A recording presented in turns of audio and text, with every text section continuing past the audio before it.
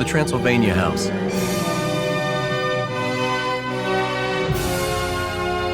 You about ready to go out and spook the town, Tryp? Mom asks. Just about. Tryp throws a white sheet costume that Mom made over Liam so he, too, can be a ghost for Halloween. Can't breathe, Liam gasps. can't see. Let's go round and knock on doors. Oh, suck it up. Tryp says. At least you don't have to forage for food across the Arctic tundra. Later, after trick-or-treating all evening, as Tryp, Liam, Naomi, and Maddie near the edge of their neighborhood, Naomi says, I'm just glad my mom didn't come this year. and then, in a mocking tone, Stay off the grass. Only take one. Did you say thank you? Wait for your brother. Tryp scoffs. Or sister. Naomi turns to Maddie. I'm glad you're here, Mads. Me too. Liam says. Thanks. Maddie smiles at Liam before giving Tryp the stink eye. This Halloween will be nothing like those that came before. Tryp says. This year, we visit the Transylvania House. I heard they give out monster helpings. Why do the neighbors call it that? Naomi asks. I think it's because Vlad the Impaler lives there.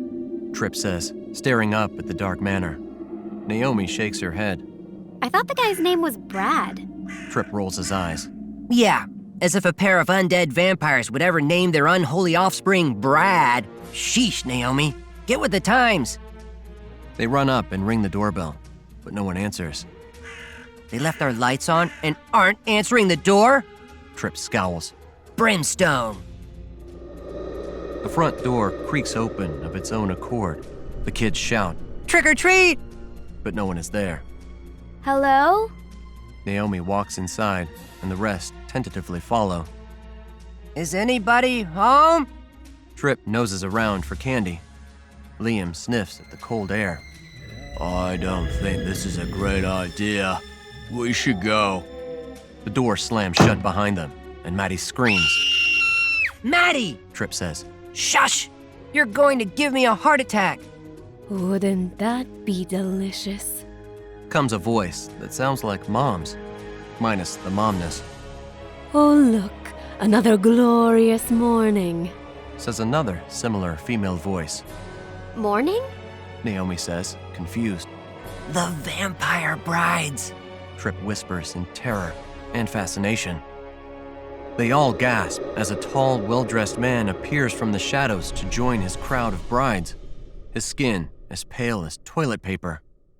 Are you Vlad? Tryp says, mesmerized by his presence. The man chuckles. No, you can call me Brad.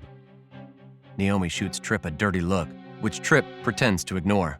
What is your blood type? One of the women asks Naomi. A+? You mean A positive? Naomi says. No, I mean A+. She giggles. We're about to sit down for a meal together. Brad says. Would you like to stay for a bite?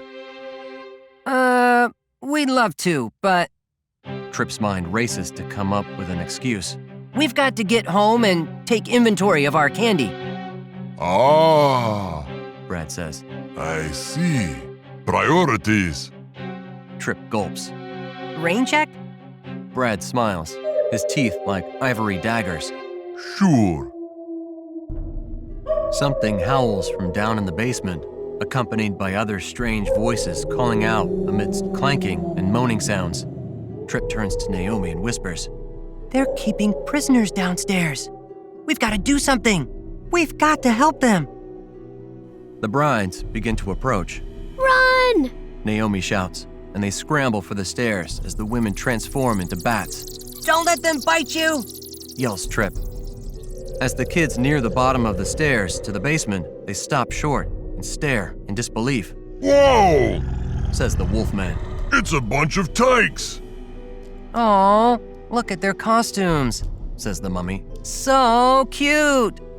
Wait, Brad's not holding you captive? Tryp says to the monsters. Against your will? Ah, little bro, we're just hanging, enjoying this fine holiday season together. Would you join us? I'm scared. says Maddie, staring up at the Frankenstein monster, who looks back at them from the corner. Can we please leave? But you've just arrived. Comes Brad's voice from behind, blocking their way out. Yes, Maddie. Tryp declares. I told Mom I'd get you home safe, and that's what I'll do.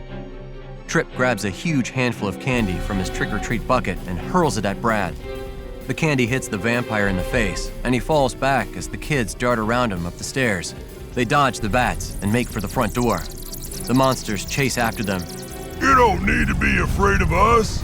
says the wolfman. We're just having a costume party. Out!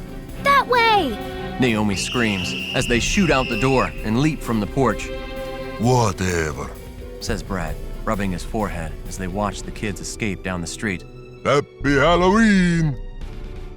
Tryp, Naomi, Maddie, and Liam sprint toward their own houses, panting out the fright of their monster encounter. As they near home, Tryp notices his candy bucket is empty. What? Nothing?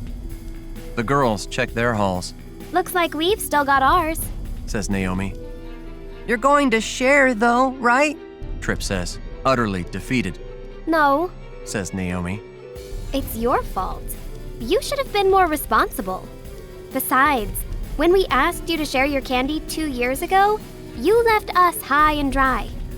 She's not wrong. Says Liam. 2 years ago? Tryp huffs indignantly. Monster! As Naomi leaves, Maddie lifts her candy bucket, offering it to her brother. You can have all my candy, Tryp. Thanks, Maddie Cakes. But I suppose we can share. Maddie grins and kisses him on the cheek. I will tell Mommy and Daddy how sweet you've been. Please don't.